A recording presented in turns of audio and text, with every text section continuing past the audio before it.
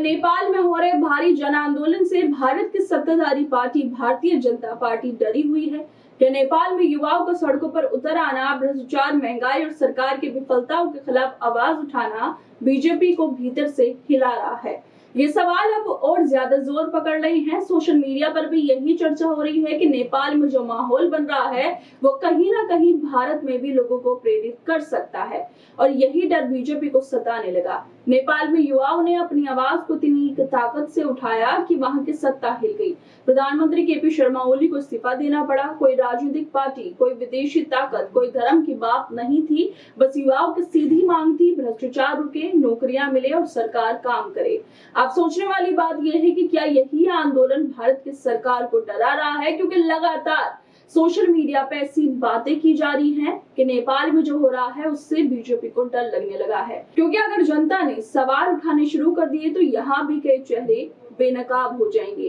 क्या इसलिए भारतीय मीडिया को वहां भेजा गया ताकि मुद्दा भटका दिया जाए। भारत में भी आज हालात बहुत अलग नहीं है। सड़कें बनने से पहले टूट जाती हैं, पुल बनते ही गिर जाते हैं, गड्ढों से भरी सड़कों पर लोग जान गंवा देते हैं, लेकिन जिम्मेदार कोई नहीं होता। सरकार सिर्फ उद्घाटन में व्यस्त रहती है। उद्घाटन के बाद क्या हुआ ये देखने वाला कोई भी नहीं।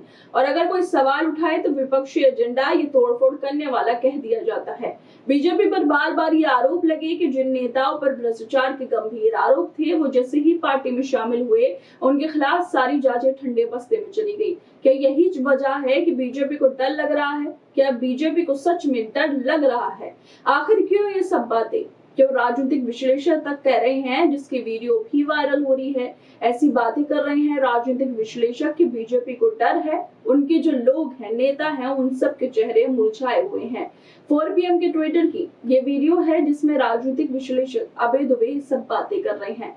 वो कहते हैं कि नेपाल की घटना से ये लगता है कि भारत का जो शासक वर्ग है, खासतौर पर भारतीय जनता पार्टी, ये सब लोग बहुत बुरी तरीके से डरे हुए हैं। इन लोगों के जो प्रतिनिधि टीवी मीडिया में दिखाए जाते हैं, जिनके पक्ष में दिन रात उनकी आरती उतारते रहते हैं, उनका चेहरा देखिए कितना मुरझाया हुआ बन गया है। नेपाल की घटना ने उन्हें झटका दिया है। उन्हें समझ नहीं आ रहा ये क्या हो रहा है। क्या बीजेपी के जो लोग पहले बड़ी बड़ी बातें करते थे, अब उनके चेहरे पर नेपाल की वजह से मुरझाई हुई चिंता साफ दिखाई देने लगी है। क्या ये चिंता इस बात की है कि लोगों को सच्चाई पता है कि भारत में कब और कैसे भ्रष्टाचार हुए। राजनीतिक विश्लेषक अभय दुबे कह रहे हैं कि नेपाल की घटनाओं ने बीजेपी की नींद उड़ा दी। वैसे इस बात का अंदाजा इससे भी लगाया जा सकता है कि हाल ही में शिवसेना यूबीटी के सांसद संजय राउत ने एक सनसनीखेज दावा करते हुए कहा था कि महाराष्ट्र में 50,000 करोड़ का जमीन घोटाला हुआ। उनका आरोप है कि इस घोटाले की स्क्रिप्ट न सिर्फ मुंबई में बल्कि दिल्ली में भी लिखी गई और इसके तार सीधे केंद्रीय गृह मंत्री अमित शाह से जुड़े हैं। संजय राउत का कहना है कि ये पूरा घोटाला उप मुख्यमंत्री एकनाथ शिंदे और उनके करीबी सहयोगी संजय शिरसाट पूर्व सिडको अध्यक्ष की मिलीभगत से अंजाम दिया गया।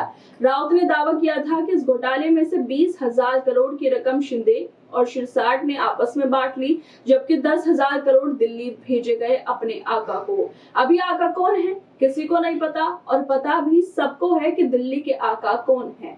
इससे पहले बीजेपी में शामिल कई लोगों पर घोटाले के आरोप लगे, लेकिन बीजेपी में शामिल होते ही सब आरोप खत्म हो गए।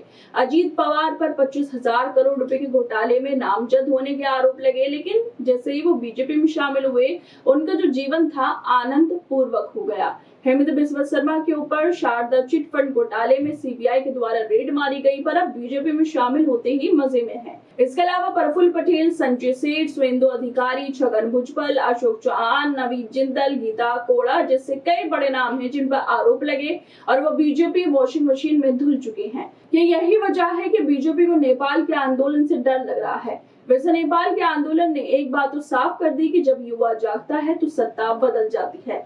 वहां के लोग अपने हक के लिए उठे और उन्होंने अपनी सरकार को झुका दिया।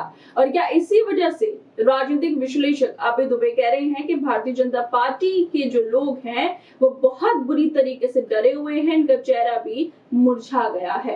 हर दोस्तों, आप लोगों को क्या लगता है इस बात में कि कितनी सच्चाई है कि क्या वाकई बीजेपी के लोग नेपाल की वजह से डरे हुए हैं या फिर नहीं? आप लोगों को क्या लगता है? हम अपनी राय जरूर दें। लेकिन इसके अलावा हम आपसे एक अपील करना चाहते हैं कि भारत के कई राज्यों में बाढ़ आई और उसके बाद जो लोगों का जीवन था वो पहले जैसा नहीं रहा। लोगों ने अपनों को खो दिया। दिया, अपने पूरे घर को खो दिया, खेत खलियान को खो दिया और सबसे ज्यादा पंजाब जो प्रभावित हुआ, वहां पर लोगों की फसलें खराब हो गई, कितने लोगों की मौत हो गई। अगर आप लोग इन सब की मदद करना चाहते हैं तो हमारी स्क्रीन पर आप एक QR कोड देख पा रहे होंगे, वहां जाकर इन सब लोगों की मदद करें, क्योंकि इस वक्त पूरा भारत के हर एक नागरिक उन सब लोगों के साथ खड़े हैं जो बाढ़ में प्रभावित हुए हैं और जिन लोगों ने अपनों को खो दिया है।